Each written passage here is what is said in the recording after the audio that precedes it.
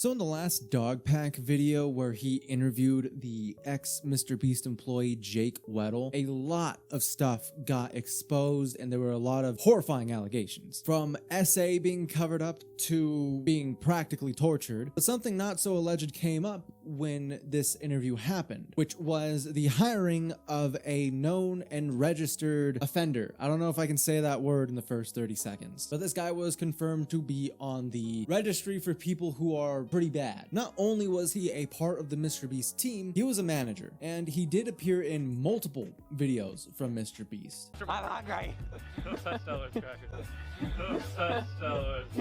This has led to a lot of absolutely insane shit coming out over the last couple days, and it has also led to a lot of things being covered up.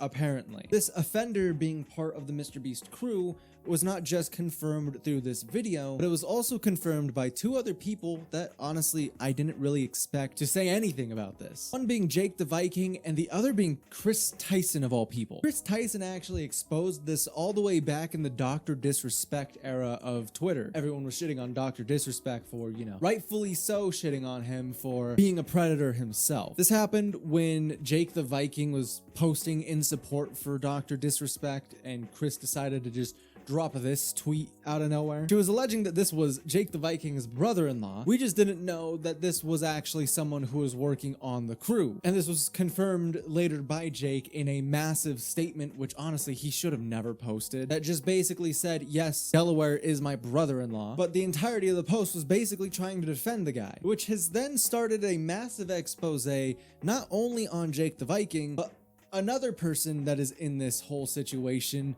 Nathan W., who is one of the victims of Chris Tyson. Nathan W., by the way, being the person who leaked the Chris Tyson Discord out to the public. Here's the truth. Yes, Delaware is my brother-in-law. Yes, he is an RSO. When he was 21, a 16-year-old girl accused him and others of SA when she was 11. Delaware took a plea deal. That's why there was no jail time, but he still had to register. We'll talk a little bit about this later, but a plea deal does not mean you're innocent. As a matter of fact, it almost means the opposite. Most people do not take a plea deal unless they're guilty of some heinous shit. Usually a plea deal is admitting to a lesser crime so that way you don't get put in jail for bigger crimes. His nickname isn't Delaware because he can't go back to Delaware. He's from Delaware. That was the dumbest thing I've ever heard. He's been back several times, which Jake Weddle confronts this in his video. And even if that's not the case, then what is? Why is his name Delaware? Why would they nickname him after the place where he committed a crime? He was hired before I was, and was actually the reason I got hired at Mrbeast.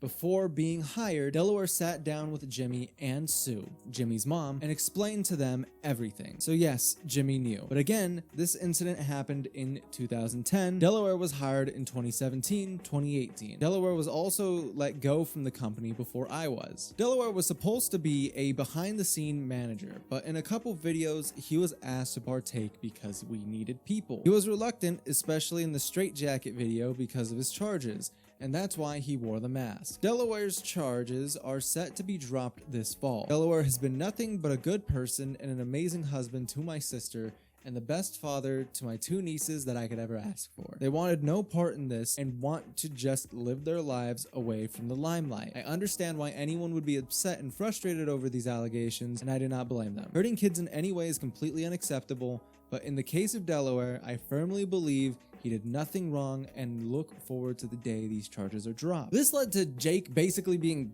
called out for being a massive hypocrite because this entire time as the Chris Tyson stuff and the Mrbeast stuff has been going on, Jake has been on Twitter just being like, yeah, Jimmy knew about all this. It's like, brother, so did you. Why did you not speak up if you knew that he was hiring a actual registered sex offender? That is insane. Like, I get it. It's your brother-in-law, right? I understand that. But the charges aren't like light charges. These charges are for 4th degree from an 11-year-old girl. That is insane. It is insanity. And I get there can be false claims, that has happened multiple times, and it's a really big problem. False allegations are no joke, and honestly, anyone that does them should probably be jailed, as they can ruin people's lives horrifically. But if he didn't do it, why the hell did he take a plea deal? Tried to argue in favor of his brother-in-law multiple times with multiple content creators over the last couple days, and it has made him look like a slimy idiot, honestly, just a genuine dumbass. And I don't know why he did this, but Nathan W., the victim of Chris Tyson, decided that he was going to chime in. So we're canceling Jake the Viking for not disclosing that the guy his sister married is an RSO. But Mrbeast knew he was and hired him. Not only did he hire him, but he made him the manager. I think we're focusing on the wrong thing here. How is Jake to blame for his brother-in-law's actions? How is his responsibility whatsoever to even inform anyone of what happened when his brother-in-law has already gone through the justice system? At the end of the day, Jake did nothing wrong, and I stand by that. He is not a hypocrite for staying silent about his brother-in-law whilst calling for the conviction of Chris. His brother-in-law has been through the legal process already. You know who hasn't and also has a mountain of evidence against them? Chris. The one who has truly done wrong, who isn't directly involved, is Keemstar. He's accusing Jake the Viking of chasing clout while simultaneously profiting huge off the victims, as he always has. But there's nothing wrong with that. He literally flexed that he got 1 billion views and thanked Chris Tyson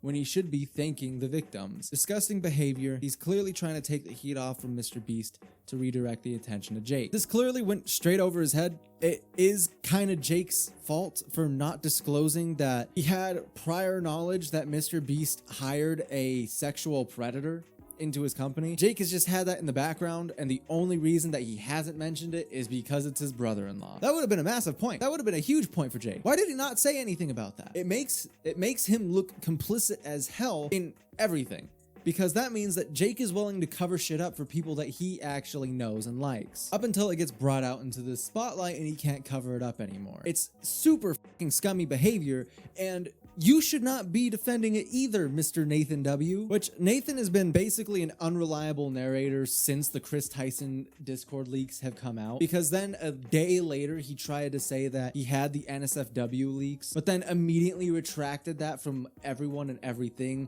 despite the fact that he went and interviewed a bunch of people and told them that he had the leaks. Nathan and Jake actually have a really weird history together, because turns out Nathan was flown out when he was 17 to go meet Jake the Viking for a ghost hunting video or something like that, in which he actually did meet Delaware. Since tried to say that he has never met Delaware, even though he stated he's met Delaware multiple times. Why do this? Why are you lying about that?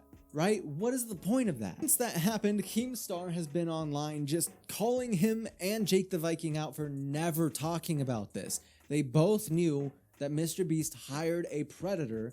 Why have they not come forward about it? Since Keemstar has called them out, both of them have completely stayed silent on the matter since. Neither of them have made a single Twitter post, which is kind of surprising because they have been tweeting up a goddamn storm since the Chris Tyson allegations have dropped. And allegedly, while all this was happening, Mrbeast is trying to scrub Delaware's record, which is a horrible thing to do. And they're doing this to try and say that they have a squeaky clean hiring record. Although if they attempt to do that, it's too little too late, because everyone already knows that you hired a sexual predator. So even if you scrub the record clean, they'll still have the screenshots from the sex offenders registry. You're not getting rid of that. And by the way, looking further into Delaware's record, he pled guilty to a single count, which is what the plea deal was for, which is not something that an innocent person would do. And on top of that, why would the court make you register for the of an 11-year-old girl if you didn't do that? Because the plea deal with that mixed in makes it seem like that was the fucking crime that you committed, or at least the one that you admitted to. Because remember, a plea deal usually, not all the time, but usually means that you are admitting guilt to a lesser crime, so that way you don't get charged for all the rest. You usually take these deals because it's easier on the police to get you for one singular instance rather than all the other instances they would have to charge you for. Because crimes get put against you, they do not throw all of them at you all at once, they have to charge you individually. So if that is the lesser crime, I'm horrified about what the other crimes are. As of recording this video, actually, not even like 4 minutes ago from making this whole damn thing, Nathan W. has responded on Twitter finally after silence of 4 days. When I was 17, I flew out to meet Jake the Viking and his girlfriend at the time in North Carolina. This was during a very dark time in my life when I just recently had a life-saving emergency surgery, bowel resection, and lost a lot of friends and a lot of opportunities due to my declining mental state. I had also just left Chris's Discord server and basically got shunned by everyone involved. Jake knew I was going through a rough time and decided to invite me to hang out with him and his girlfriend a few times, with my parents' permission, to ride his new jet skis and film some YouTube videos. We had already been online friends for about a year. We played video games and streamed together a lot on Twitch during this time. All of the times we hung out in person, it was always as a group. Usually it was me, Jake, his ex, and his videographer. Never once did I ever feel uncomfortable in the slightest. Jake was always incredibly respectful and kind. No sexual comments / jokes were ever made, in contrast to what happened in Chris's Discord server when I was 15. And no boundaries were ever crossed, like some people are insinuating. As for Jake's brother-in-law, when I went to his house, he wasn't even home and I didn't go inside. We were filming an ad for Jake in the backyard. However, I did briefly meet him a few times while picking up Jake's jet skis from his parents' house and at his parents' store. I barely ever even had any interaction with him, and I certainly was never alone with him. This has been yet again another attempt to redirect the attention away from where it should be going. Mrbeast hired Delaware knowing his past and knew what Chris was doing. Chris sent porn in a Discord chat with several minors in it, including myself, and that's just the tip of the iceberg. Which is still stupid. It's good that you cleared it out, but it took you 4 days to do that, and you're still not getting the point that everyone is making. It doesn't make Jake the Viking bad for having a brother-in-law that did something bad. It makes Jake the Viking bad that he didn't fucking tell anyone that Mrbeast has had this dude on payroll. It makes Jake the Viking look bad because it makes it look like he's covering for Mrbeast for shit he doesn't want to get out. Only reason, and I mean the only reason Jake has even admitted to this is because Jake Weddle admitted to this. So you and Jake can try and play defense and try and act stupid as to why people are mad at you for this, but it's not gonna fucking work.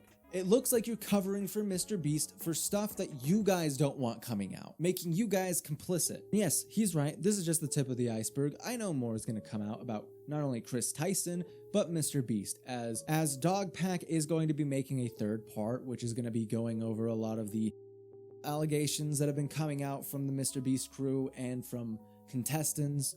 So that's going to be a ridiculous video to watch, and not everything has been leaked about Chris Tyson, and I honestly think more and more of that is going to be coming out here pretty soon. It is just a little weird that you guys are trying to run defense for someone who is in the registry for something as horrible as he is. If I'm going to be honest with you, that is a horrible look. And honestly, it looks like you're withholding a lot more information. If you guys knew about this, why did you not come out about it sooner?